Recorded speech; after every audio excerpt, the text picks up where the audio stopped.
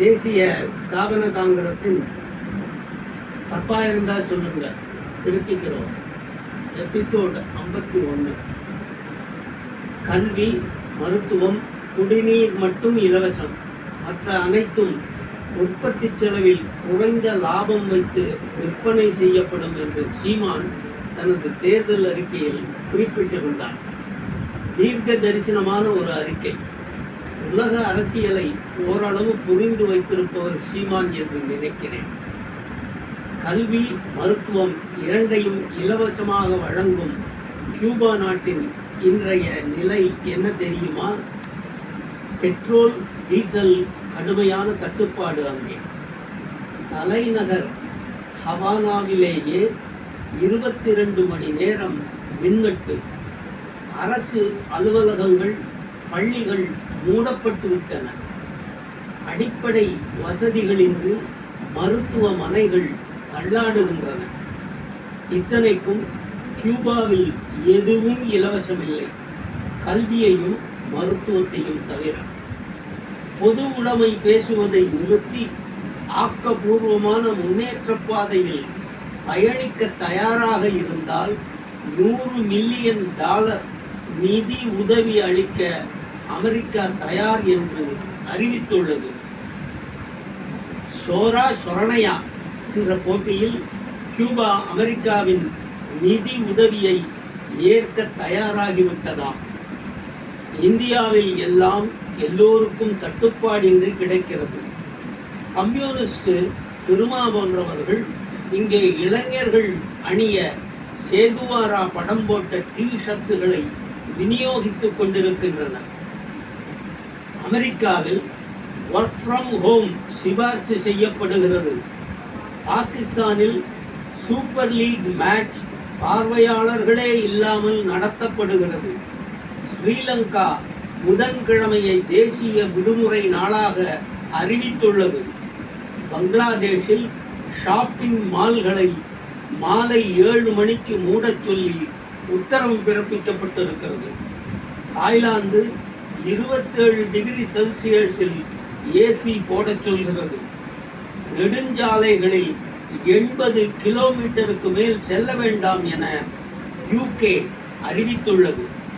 Spain அலுவலக பணி நேரத்தை குறைத்துள்ளது.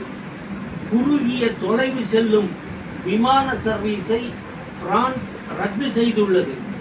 பிரேசில் அரசில் போக்குவரத்து வாகனங்களை மட்டுமே பயன்படுத்துமாறு பொதுமக்களை கேட்டுக்கொள்கிறது. அரசு அலுவலகங்கள், மக்கள் குடியிருப்புகளில் ஏசி உபயோகத்தை தவிர்க்க இத்தாலி அரசு அரசாணையே வெளியிட்டுள்ளது. பிலிப்பைன்ஸ் அரசாங்கமும் ஒர்க் ஃப்ரம் ஹோம் கடைபிடிக்கிறது. ஷாப்பிங் மால் இயக்க நேரத்தை குறைத்துள்ளது. இந்த நாடுகள் அனைத்தும் எதனால் இவ்வளவு கெடுபிடி செய்கிறது? பெட்ரோல், டீசல், எரிவாயு, மின்சாரம் தட்டுப்பாட்டால் தான் என்பது நமக்கு புரிகிறது. அந்த தேசங்களில் பொதுமக்களும் ஒத்துழைக்கிறார்கள். பெட்ரோல், டீசல் விலையில் 3% மட்டுமே உயர்த்தினாலேயே இங்கே எதிர்க்கட்சிகள் எகிரி அடிக்கின்றன. விலை உயர்வை ரத்து செய்ய சொல்லி பிரதமருக்கு தமிழக முதல்வர் கடிதம் எழுதுகிறார். பெட்ரோல், டீசல் விலை கனடாவில் 32%, சவுதி அரேபியாவில் 33%, அமெரிக்காவில் 44%, அரபு எமிரேட்ஸில் 52%, பாகிஸ்தானில் 54%, மலேசியாவில் 55%, பிரிட்டனில் 19% என உயர்த்தப்பட்டுள்ளது. தேசம் இக்கட்டில் சிக்கியிருக்கும் நேரத்தில் கைகொடுத்து தூக்கிவிடுகிற மனோநிலை உள்ள அந்த நாடுகளின் மக்கள் உள்ளபடியே தேசபக்தர்கள்தான். இந்தியாவில் எந்த விதமான சிரமமும் இல்லாமல், எந்த பொருளுக்கும் தட்டுப்பாடு இல்லாமல் சௌகரியமாக வாழ்ந்து கொண்டிருக்கிறோம். ஆனால் இதையெல்லாம் அரசியலாக்கி எதிர்க்கட்சிகள் போடும் கூச்சல் நாராசமாக இருக்கிறது.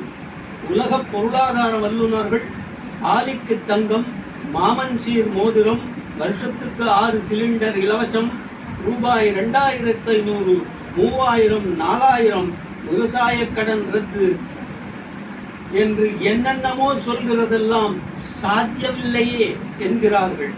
நமக்கு பொருளாதாரம் எதுவும் தெரியாதுங்க.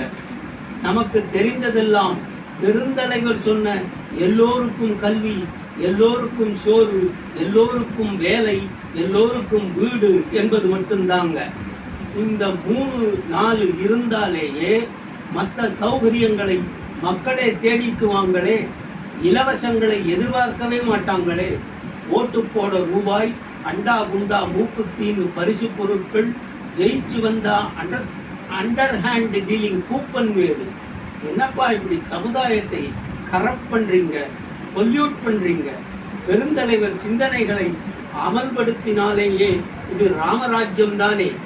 கரன்சி அச்சடிக்கிற மிஷின் நம்ம கிட்ட தான் இருக்கு. எவ்வளவு வேணாலும் அச்சடிச்சு ஜனங்களுக்கு கொடுத்துடலாம். ஆனால் பணம் கை நிறைய இருக்கும் போது வேலைக்கு எவன் போவான்? இவன் வேலை செய்யலேன்னா உற்பத்தி எப்படி ஆகும்? இவன் பணத்தை எடுத்துக்கிட்டு கடைக்கு போனா வாங்க பொருள்கள் இருக்காதேயா. உற்பத்தி இல்லைன்னா எதை வாங்குவ? போற போக்கிலே இப்படி தேச பொருளாதாரத்தை சொல்லிவிட்டு போன அந்த மகானை தோற்கடித்த இந்த பூமிக்கு நேர்மையான தலைவன் கிடைக்க பல யுகங்கள் ஆகலாம். தேசத்தை பற்றியே சிந்தித்தார், மக்களை பற்றியே சிந்தித்தார். ரேஷன் அரிசியை சாப்பிட்டு வாழ்ந்த தலைவன் எங்கேயா கிடைக்க போகிறது அப்படிப்பட்ட தலைவர்? நான் புலம்பிக்கிட்டே இருக்க வேண்டியதுதான். பெருந்தலைவரை பற்றி நினைக்கும் போது மனசு ரொம்ப பாரமாக இருக்குதுங்க. கட்டின வேட்டியோடு எதுவுமே இல்லாமல் செத்து போன தலைவன் யாரையாவது நீங்கள் பார்த்திருக்கின்றீர்களா? மற்ற தலைவர்களுக்காவது அவர்களை நினைவு கூற ஆசிரமங்கள், மடங்கள், கட்டிடங்கள், திருமண மண்டபங்கள் என்று சொத்து வச்சுட்டு போயிருப்பாங்க, ட்ரஸ்ட் வச்சுட்டு போயிருப்பாங்க. ஆண்டி கையில் ஓடாவது இருக்கும், அதுவும் உன் கையில் இல்லையே என்று கவியரசு கண்ணதாசன் பாடினான்.